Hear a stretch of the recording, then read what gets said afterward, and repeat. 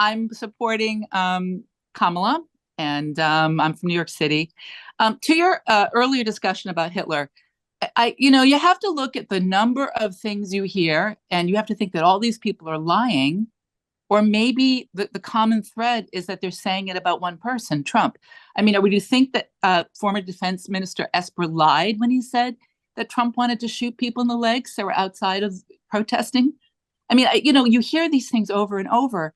And I'm sorry, just as someone with a critical brain, even if I Yeah. wasn't, Harris Rena, support. yeah, I'm sorry to interrupt you. I know how strongly you feel about this, and you're not alone. There are tens of millions of people who feel, and they think it's just a matter of combining your observed, what does the vice president say? Your lived history of Mhm, experiencing Donald Trump with the mhm, logic of what motivates 10 prominent people to tell the same lie. Okay. exactly. And all I'd ask you to know is that tens of millions of people say they're all lying because they hate Trump, and they're being organized by people like Jeffrey Goldberg to tell the same kind of lie to create a narrative that they think will help them win the election. I'm not taking a side, which I know will make a lot of people angry, but telling you, you live in a country where tens of millions of people do not share your evaluation of Donald Trump, Right, and do not and believe that those right. 10 people could all be telling a version of the same lie, mixed with what Sean says, which is Uh-huh. life is confusing and complicated, and Mhm. and Trump may have said something that they misunderstood. I So guess the only other thing I would push back on is so many of these people gave their life to being in the military. It's not that it happened to be, of other worlds. This is so many of them. okay, and all Yeah, I'd I say to mean, that is, Rena, let me I just say, think Dan, let me just say one more thing about that, because I feel strongly about that. I'm sorry, then Dan. I'm not saying they're lying. I want to be clear. Hmm. There's a real struggle for me as a human being and as a journalist. Hmm. Go watch the Vietnam War. Did people in the military lie during the Vietnam War? I don't think I respect, of course, the service of people in the military. People in the Hmm. military lie. They just do. So I don't think we can say, well, it's true that because they sacrificed for America, that therefore they're not lying. I just don't think you can reach that conclusion. They're human beings. Dan. Rena, look, I agree with you. I think that when that many people who are that decorated and that honorable have a common thread, it's an issue.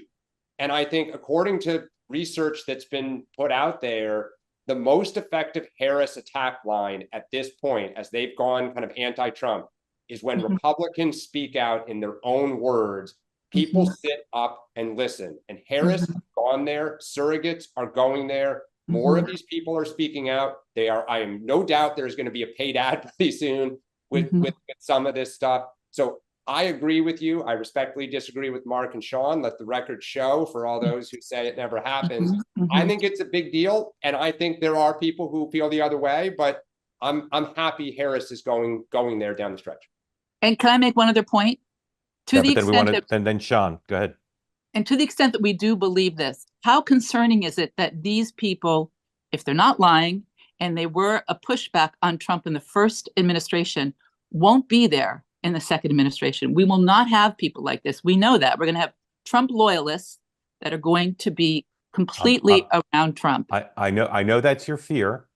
And if Trump wins, I hope he doesn't do it. There's some reason to believe he won't. Again, I know people will be mad at me for saying that, but I think we should all use whatever influence we have, if he does win, to urge him and the people around him not to do that. He should aspire to high quality people who will not just be toadies carrying out his personal agenda. And we have to hope for that, because he might win, right? He's got a chance to win. Oh, yeah. And so we shouldn't just all sit back and say, well, I'm the kind of person who think if Trump wins, because I live in Manhattan, that Trump's going to make Steve Bannon White House chief of staff, and you know, all the obvious examples I could give. Stephen Miller, Mhm. Secretary of State. Like, Mhm. let's hope for the better, and let's hope that Trump has a different set of priorities. Sean, you've served. Thank you for your Mark, can I just say service. one thing Yeah, though to Rena, yeah, because as a yeah. Democrat to a Democrat, we have got to respect that 50.1% of this country may have a different opinion. Hmm. They are aware of these facts. They Hmm. may either say, I don't believe them, or I have other priorities. Hmm. And that may be the judgment of the country, whether we Right. like it or not. And we have Right. got to say the country voted and made their choice. Mhm. I have this conversation with my own family Sure. daily. Sure. But I If- guess the last thing I would say is those of us that feel this way, we're not deranged. No, of course. No, you're And not. the Not at all. fact 100. that we're often dismissed as having Trump derangement syndrome might be a reason why people are a little shy about coming on. Not that you do it, Mark, but coming on this platform, because there's a way in which I just saw it in the chat. I've just been dismissed as having Trump derangement syndrome. I don't think I do. Rena, I will say this, and this will be a slight alteration in my posture as I've expressed it. Given Trump's history of lying, given his history of saying intemperate things in public and in private, given the record of the accusers and the consistency of their accounts, you're far from insane. I think you have the stronger logical argument. I think on balance, I think you have the stronger logical argument. It doesn't mean I think it's true because I don't know. I find it so hard to believe either side is not telling the truth. All right, Rena, stay with us because I want you to respond to Sean. Sean has served our country. Sean, thank you. Sean knows Donald Trump really well, and Sean's not afraid of calling other people liars. Sean. Well, I've now got 5 points. I'll make them quick. Yeah, One, take your time. This is super important. Take your time. I think, and as they say in Dancing with the Stars during elimination, in no particular order. Trump derangement syndrome. I think there's a difference between not liking Trump. I respect, look, my whole life I've been a Republican operative. There are people on the other side. I don't agree with them, but I don't dismiss them. The difference to me on Trump derangement syndrome is when people think that because it's raining, it's Trump's fault. You know, someone asked me last night, no joke. They said, "Do you think this E. coli thing at McDonald's is because Donald Trump visited?" I was like, "You've got to be kidding." I mean, so there are some people who take their hatred of Trump to a level that is so unreal. And I want you to understand what that is. I'm not suggesting, and I think there's a difference between not liking him and blaming the rain on him. Two, to Dan's point that he just made, I just want to be clear because I think this is important. And I know Dan was trying to.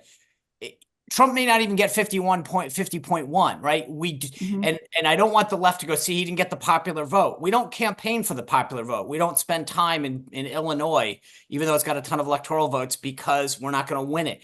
And I only say that because I want to further that discussion. Two, to Mark's point, and I know what he was saying, but I don't want his comment to get taken out of context. It is against the Uniform Code of Military Justice for a member of the military to knowingly lie. It is not acceptable. However, people who happen to have served, people lie. And I just there's a distinguishing factor here between people. And it is, while in uniform, it is against the code of uniform, the Uniform Code of Military Justice to lie. So there's a difference between active duty and people who have served in their personal capacity. Two, to your point, or now four, I'm going backwards on the list. These stories are baked in. If you don't like Donald Trump and you see a story that Jeffrey Goldberg wrote, it just adds to why you didn't like it. I don't think there's a lot of people who are reading Jeffrey Goldberg that already don't like Donald Trump or are looking for news. Like, he writes for people who don't like Trump to begin with.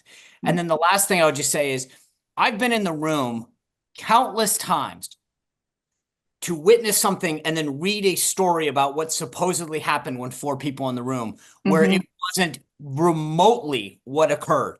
And for a variety of reasons that occurs.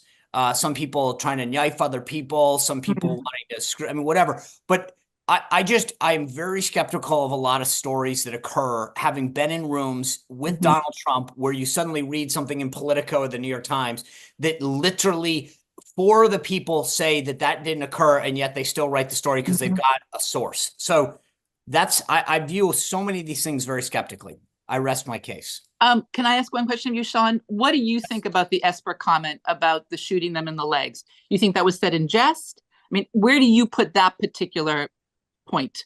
I'm not trying to buck the question or to evade it, but I don't know. I mean, could he have been in a conversation? Could he have been joking around, or could it have never have happened? Could it have been, it's funny because if you shot him in the leg, they'd fall down. I don't know. Okay. And so, I've said a lot of stupid things, and sometimes trying to be funny and a joke goes awry, sometimes out of ignorance. I wouldn't want to be judged by every comment. And so to sit there and say, oh, there's a rumor that he said this, I'm not going to turn around, whether it's you or Donald Trump, and try to say, this is what they meant, or this is what happened. I wasn't there. You weren't there. Right. And I'm not saying someone was lying, but I just also am saying that, I've seen enough of these stories blow way out of control or never happen. Unless two two other quick points. Sean's right that Jeffrey Goldberg directly is not going to influence people, but CBS, at least last night, led with the Jeffrey Goldberg story, right? Well, so this is us going to get credulous coverage from the dominant media that wants Trump to lose. That's just an asymmetry, okay? And the other thing I'd say is Donald Trump, when he said on Fox, "I want to be a dictator on the first day," was kidding. Was kidding. I knew and that. It's not. Yeah, Yeah. I know you do. I know you do. But my point is, that was kidding. The thing about shooting in the leg could have been kidding. I think we need to Yeah. not assume that every one of these things. The thing in the Jeffrey Goldberg story about paying for the funeral, those of you who've read the story know what I'm talking about. We don't have time to go into it. Like, there's rebuttal to it. And yet people who want to believe that Trump did a horrible thing are going to believe it. Rena, I'm so grateful to you for the posture and attitude you've brought to this conversation. I'm really proud of the conversation we had here. We call two-way conversations like no other. I don't think anybody in America has had a conversation about these incredibly difficult issues like we just had. And Rena, you contributed to it mightily. So thank you. Thank you. Bravo.